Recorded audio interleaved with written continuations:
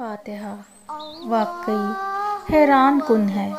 یہ سورت انسان کو مٹی سے اٹھا کر عرش کے نیچے لا کھڑا کرتی ہے، پھر ہمیں عدم سے وجود میں لانے والا، پیدا کرنے والا کون؟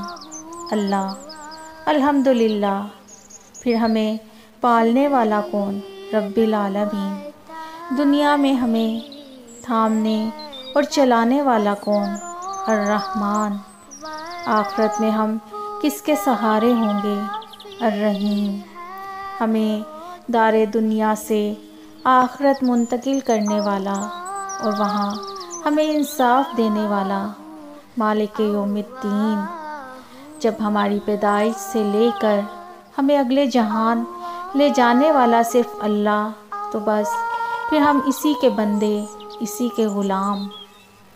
ایاک نعبد، جب غلامی اس کی اختیار کی تو اب مدد کے لیے بھی صرف اسی کے سامنے جھکیں گے۔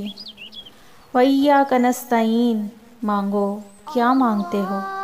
یا اللہ، آپ سے آپ ہی کو مانگتے ہیں وہ راستہ جو سیدھا آپ تک پہنچا دے۔ اہدنا الصراط المستقیم، اور ہمیں انعام یافتہ افراد میں شامل کرا دے۔ صراط الذین انعمت علیہم، اور ہمیں گمراہی اور آپ کے غضب سے بچا دے۔